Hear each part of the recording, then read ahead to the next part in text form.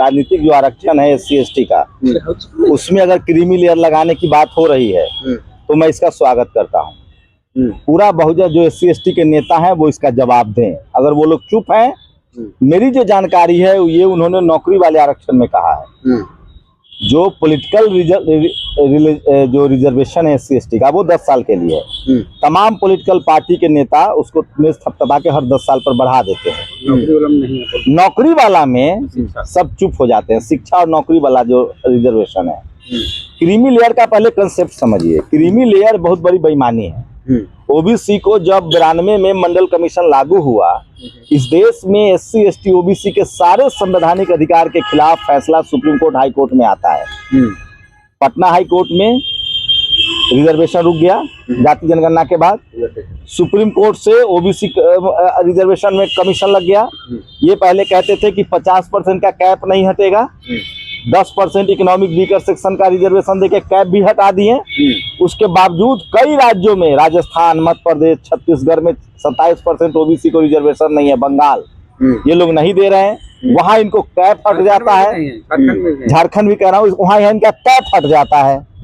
तो मैं फिर कह रहा हूँ, पहले तो SC ST OBC का reservation high court supreme court में हो जी, बिल्कुल कोलेजियम सिस्टम खत्म हो और वहां रिजर्वेशन हो।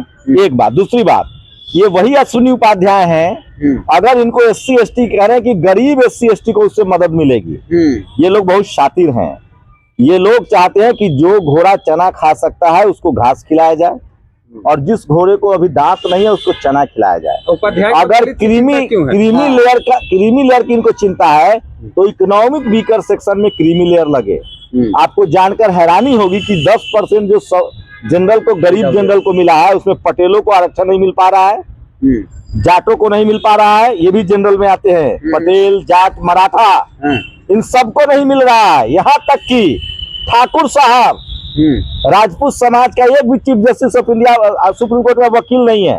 ठाकुर समाज धीरे धीरे नौकरी से गायब हो रहा है। कास्ट समाज के लोग गायब हो रहे हैं, इनके बारे में कोई सोच नहीं रहा है। वैश्य समाज के लोग गायब हो रहे हैं। क्रीमी लेयर पहले तय हो, इकोनॉमिक वीकर सेक्शन जो 10% रिजर्वेशन है उसमें तय कर दिया जाए कि अश्विनी उपाध्याय जी की जाति की कितनी संख्या है और उनको उतना ही % रिजर्वेशन देके पहले क्रीमी लेयर वहां लगे। उपाध्याय जी होकर दलित आदिवासी के लिए आरक्षण और क्रीमी लेयर वो बेईमानी कर रहे हैं। वो चाहते हैं कि क्रीमी लेयर जैसे OBC में लागू है, जैसे OBC की जो पढ़ा लिखा जो परिवार था, कुर्मी हो, यादव हो, कुशवाहा हो, चंद्रवंशी हो, ठाकुर, चाहे विश्वकर्मा समाज हो, प्रजापति समाज हो, आप पढ़ लिख गए, आप मान लीजिए चपरासी बने, आप अपने बेटा को पढ़ाएंगे लिखाएंगे तब ना वो कलेक्टर बनेगा। ये कह रहे हैं कि जो एक बार रिजर्वेशन ले लिया उसको नहीं मिलना चाहिए।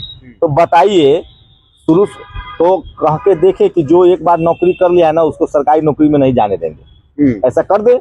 सवर्ण में भी तो गरीब है ना, उनको चिंता करे, कह दे कि जो सवर्ण समाज एक बार नौकरी ले लिया है किसी भी पद पर, उसको दोबारा नौकरी नहीं मिलेगी, तो सवर्ण गरीबों का भला नहीं होगा।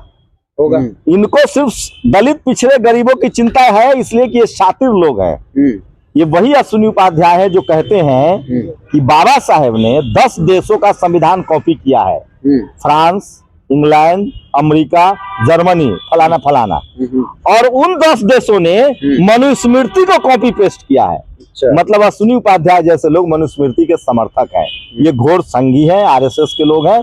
मैं कह रहा हूं, अगर आपने जो कहा कि ये राजनीतिक रूप से आरक्षण वाले बात पर कह रहे हैं, तो तमाम बहुजन समाज के नेता, SC ST के नेता हो, चाहे OBC के हो, चाहे किसान हो, मैं बात देखिए, जब आप SC ST OBC का मतलब बोलते हैं ना, इसका मतलब है आप सिख भी हो सकते हैं। सिख धर्म में भी OBC और SC है।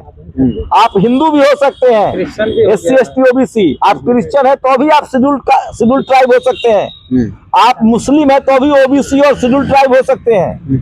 शेड्यूल्ड ट्राइब में भी मुस्लिम आते हैं जम्मू कश्मीर के। तो हर धर्म में SC ST OBC, ये हमारा संवैधानिक नाम है।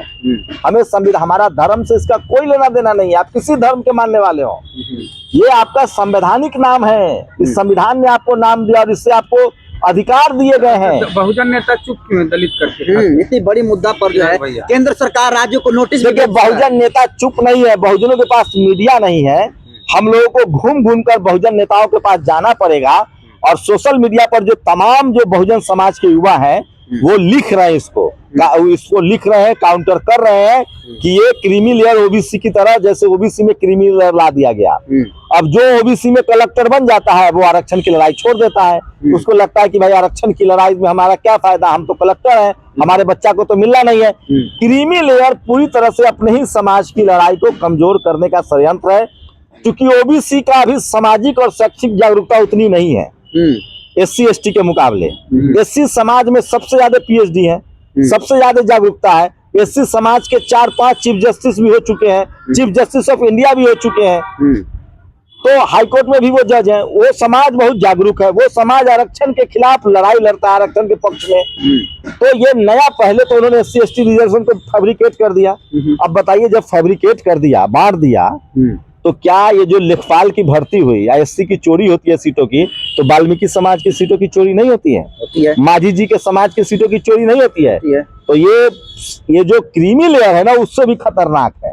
बांटने में तो था कि चलो रविदास समाज को नहीं मिलेगा तो वाल्मीकि समाज को मिलेगा, लेकिन ये क्रीमी लेयर जो है ये इतना बड़ा बेईमानी है, झूठ है। ओबीसी समाज 4000 जातियां झेल रहा है इसको।